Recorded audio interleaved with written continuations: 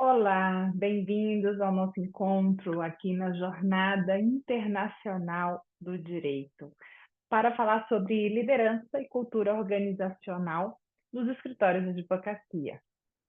Bom, eu sou a Isis Fontinelli e hoje nós vamos explorar a importância da liderança, comunicação eficaz e o desenvolvimento contínuo dentro dos ambientes profissionais. A liderança e a cultura organizacional são elementos essenciais que influenciam diretamente o sucesso de qualquer escritório de advocacia.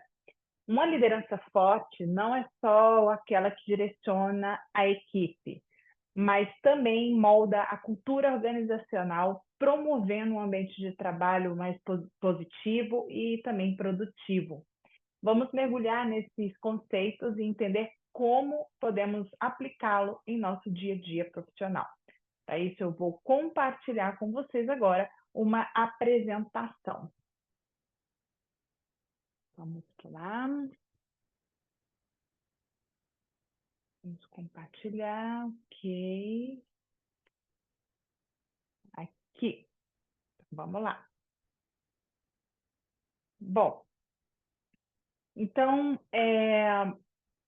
vamos falar aqui inicialmente sobre motivação, comunicação e desenvolvimento de pessoas. A motivação ela é fundamental para manter a equipe engajada e produtiva. E é importante compreender o que motiva cada indivíduo, seja através do reconhecimento, desafios, oportunidades de crescimento. Uma equipe motivada ela é mais eficiente, ela é mais criativa, ela é dedicada e, com certeza, favorece bem o ambiente ali de trabalho, da organização. E a comunicação eficaz é essencial para garantir que todos estejam alinhados com o objetivo da organização. O desenvolvimento de pessoas, ela permite que os profissionais cresçam e se tornem melhores cada dia. Investir no desenvolvimento contínuo através de treinamentos, mentorias e feedbacks constantes é crucial para o crescimento pessoal e profissional. Uma cultura que valoriza o desenvolvimento dos seus colaboradores não só retém talentos, mas também os prepara para assumir futuras posições de liderança dentro das organizações. Bom, vamos passar. Papel da liderança, né? Bom, o papel da liderança ela é crucial. O verdadeiro líder é aquele que inspira e capacita outros a alcançarem seu potencial ao máximo. Liderar não é apenas dar ordens, mas sim, aliás, isso não tem nada a ver com liderar, tá? Mas sim guiar pelo exemplo, demonstrar integridade e transparência em todas as ações. É um ritmo de parceria, né? O líder eficaz, ele sabe como motivar a sua equipe, identificar e desenvolver talentos e criar um ambiente onde todos possam se sentir parte, né, do sucesso da organização. Então, isso envolve entender as necessidades e as aspirações individuais dos membros da equipe e encontrar maneiras de ajudá-los a alcançar seus objetivos pessoais e profissionais. Além disso, a liderança, ela exige, enfim, a liderança eficaz, né, ela exige uma comunicação clara e consistente. Os líderes devem ser capazes de articular a visão e os objetivos da organização de maneira que inspire e mobilize a equipe a trabalhar em direção a esses objetivos. Bom, a liderança também envolve a tomada de decisões difíceis e a capacidade de enfrentar desafios com resiliência e adaptabilidade. Daí a gente vai seguir aqui para o próximo slide. E vamos falar agora aqui sobre líder de si mesmo. E o que seria isso, né? O líder de si mesmo é o primeiro passo para qualquer forma de liderança. Então, isso envolve autoconhecimento, individuação, autogestão e o desenvolvimento de competências, que inclusive está descrito, né, quando a gente fala líder de si mesmo, tem um livro chamado Pipeline da Liderança, que traz esse contexto do líder de si mesmo. O autoconhecimento ele é fundamental para entender nossos pontos fortes e fracos, bem como as nossas motivações e valores pessoais. A individuação, que é um processo que Jung trouxe, né, torna uma pessoa mais completa, autônoma, capaz de tomar decisões informadas, agir de acordo com as suas convicções. E a autogestão envolve a capacidade de autodisciplinar, gerenciar o tempo, os recursos de maneira eficaz e manter o foco nos objetivos. Bom, o desenvolvimento de competências é essencial para manter relevante e competitivo no mercado, o profissional, e isso inclui habilidades técnicas, bem como competências emocionais e sociais, enfim, né? E a capacidade também de trabalhar em equipe, que é o que se exige bastante hoje no mercado. Então, todos os profissionais, não apenas os donos do escritório, os sócios, devem buscar essa qualidade, né, de ser líder de si mesmo para contribuir de forma eficaz para a organização. Vamos para o próximo slide. Bom, aqui é bem interessante. A gente falando sobre cultura organizacional, eu tenho o primeiro livro escrito de cultura organizacional na advocacia no mundo. Então, fui me aprofundar um pouco mais sobre o contexto da cultura na advocacia para inserir esse processo de gestão. Mas, compreendendo um pouquinho aqui da cultura organizacional, a gente precisa ter um olhar, e esse olhar foi dado ali por Edgar Schein, dos precursores da cultura organizacional, que dividiu em dimensões que são artefatos, valores e pressupostos básicos. Então, a parte visível da cultura, como os artefatos e produtos, inclui os elementos tangíveis, que a gente pode ver, tocar, enfim, como a disposição do escritório, a maneira como as pessoas se vestem, os rituais diários. E os valores, os princípios e as crenças que guiam o comportamento dentro da organização. São muitas vezes explicitados, né, em declaração ali de missão, visão, valores, e refletem o que a organização considera importante, mas precisa de fato ser vivenciada, não só num quadro ali bonito, né, para colocar na parede. Bom, e aí a gente vai para a questão dos pressupostos básicos, né, que foi chamado pelo Edgar Schein, assim, como as crenças mais profundas e inconscientes, que influenciam a forma como as pessoas percebem e interpretam o mundo ao seu redor. Então, muitas vezes difíceis de identificar, ela tem um impacto significativo, muitas vezes de forma automática. Então, geralmente um olhar de fora consegue ver isso, porque as pessoas que estão ali estão muito imersas naquela situação.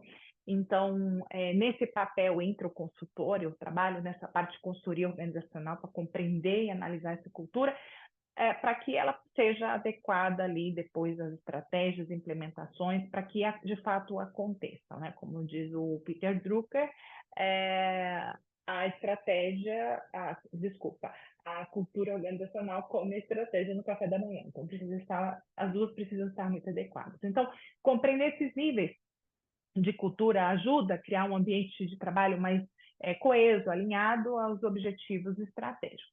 Bom, vamos partir aqui para o próximo slide. Bom, aqui eu acho que complementando o que a gente tinha falado sobre crenças, porque é importante a gente fazer um pouquinho essa diferenciação, tá? As crenças, elas são opiniões e princípios aceitos por um indivíduo ou um grupo. Então, muitas vezes, inconscientes são inquestionados, tá? Então, ela forma a base da cultura organizacional e influencia profundamente nas decisões dentro da organização. Então, compreender essas crenças é crucial para alinhar a equipe em torno de uma visão comum. Saber também quais são as limitações, né? Os valores, elas são crenças que passam pelo crivo da lógica e da validação. Então, dá para você trabalhar ali melhor, definir melhor aquela questão dos valores, e eles servem como base para alinhar as decisões, aspirações e intenções da organização. Então, valores sólidos e compartilhados criam um sentido de propósito, de direção, que ajuda a equipe a tomar decisões coerentes e alinhadas com os objetivos estratégicos. Bom, e aí o comportamento são essas manifestações, né? Consciente ou inconsciente dessas crenças e valores. Então, eles vão incluir ações, as interações dentro da organização, desde como os colaboradores se comunicam, até mesmo como eles resolvem seu problema. Então, fomentar comportamentos positivos e alinhados aos valores da organização é essencial para criar uma cultura saudável, produtiva. Bom, vamos para o próximo slide. Vamos aqui, então, falar sobre motivação e engajamento, que eu acho que está nesse contexto todo, né, dessa construção da cultura. Então, manter a motivação e o engajamento, ela é vital numa organização. Então, a equipe motivada, ela é mais propensa a ser proativa, criativa, resiliente. Isso pode ser alcançado criando um ambiente que valorize a gestão de pessoas e competências essenciais, como criatividade, pensamento crítico, comunicação e inteligência emocional. Então, incentivar a participação ativa dos colaboradores nas decisões e promover um senso de pertencimento são estratégias eficazes para aumentar o engajamento. Então, reconhecer e recompensar o desempenho também, as contribuições individuais, é um papel crucial ali, principalmente do líder para os seus liderados ali, para criar um nível alto de motivação. Bom, passando para o próximo aqui, falando um pouquinho sobre desenvolvimento contínuo e lifelong learning.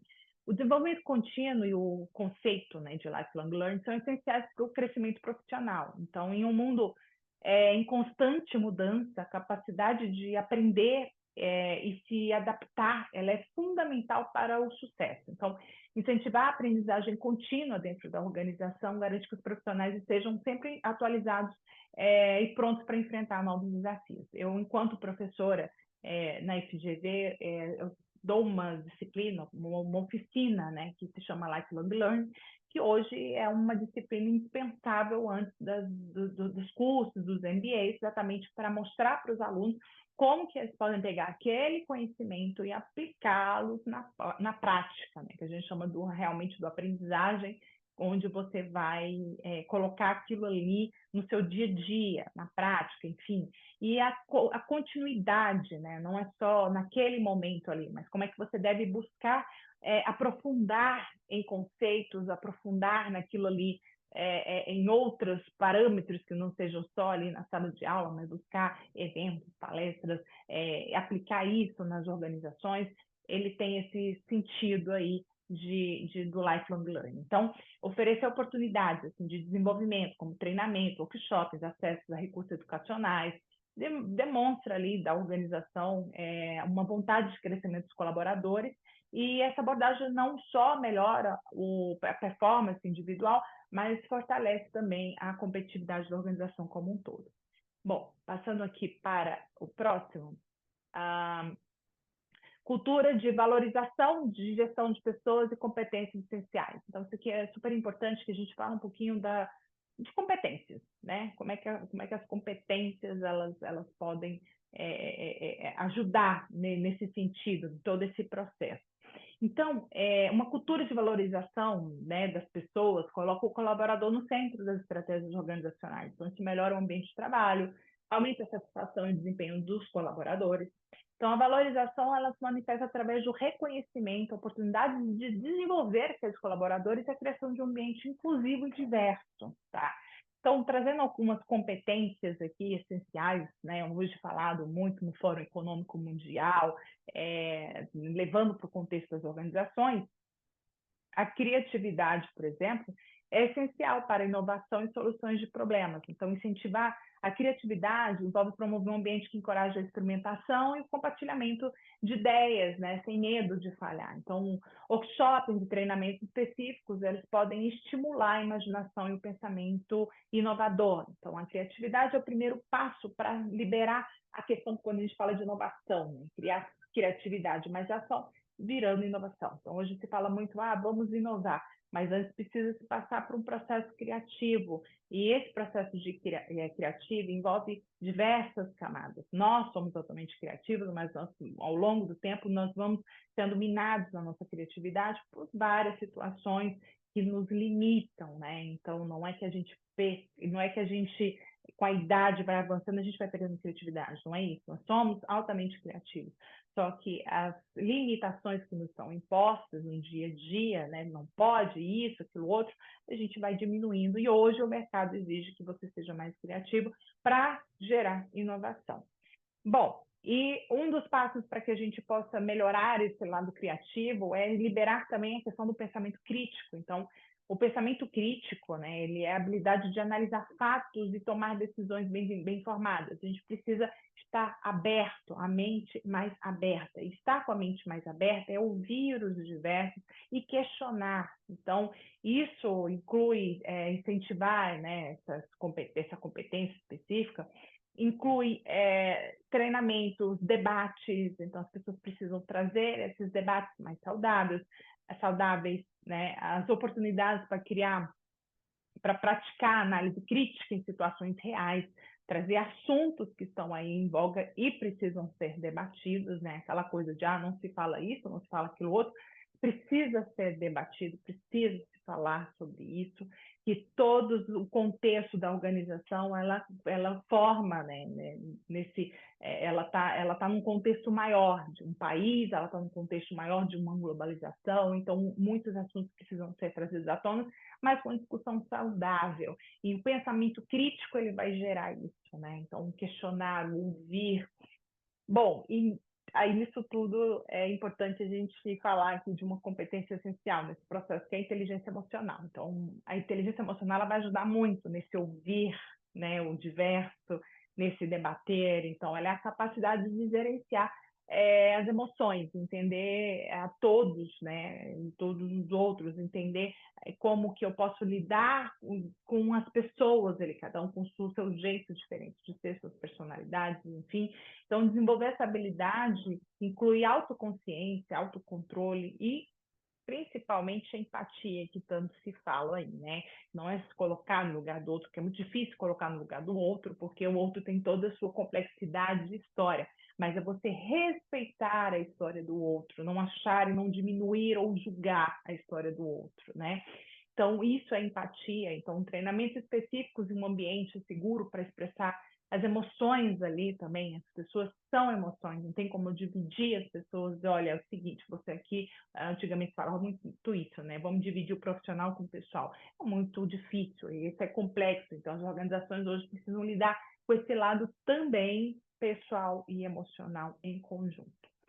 Bom, passando aqui para comunicação eficaz, bom, quando a gente fala de comunicação, é um processo muito importante, tanto na construção da cultura, como essa questão do diálogo que as pessoas precisam ter, é fundamental, né? Nós, seres humanos, nos constituímos, nos formamos como sociedade através de uma comunicação. Então, a comunicação não é só o falar, a comunicação é ouvir ativamente, significa estar completamente presente na conversa, mostrando interesse genuíno pelo que o outro está dizendo, ser claro, ser conciso, ajudar ali, ajuda também, né, evitar mal entendidos, né, garantir que todos ali estejam na mesma página. Então, a comunicação precisa ser muito clara e transparente.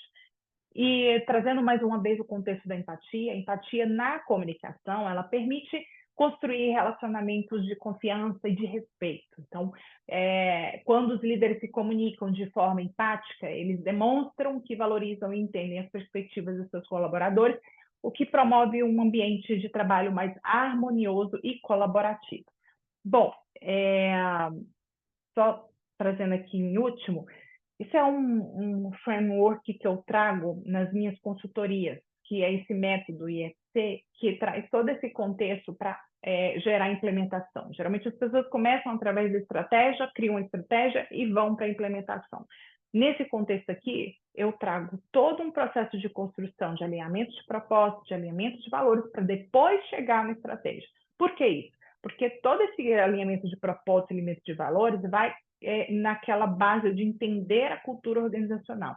Após eu entender essa cultura organizacional, analisar essa cultura organizacional, eu vou alinhar ela às estratégias. Aí sim vai fazer todo sentido. Ou seja, 50% é você se conectar à cultura, porque, de fato, se você consegue fazer isso, você consegue alinhar melhor as estratégias, lembrando aquela história da cultura como estratégia no café da manhã, e levando para a questão do alinhamento ali de processos, né, que eu falo processos, manual de rotina, regimento interno do escritório, várias situações que acontecem no dia a dia do escritório, para que, de fato, haja implementação. Implementação é você pegar algo e fazer acontecer. Então, quando as pessoas elas entram no processo de construção, de implementação, enfim, do negócio, né? Quando elas estão, de fato, sendo produtivas. Então, existe toda uma questão para se chegar a essa produtividade. Então, eu faço desde a parte do diagnóstico, análise de valores, pelo método Barrett, mentoria, coaching, desenvolvimento de pessoas, né, o team building, enfim, há todo um processo.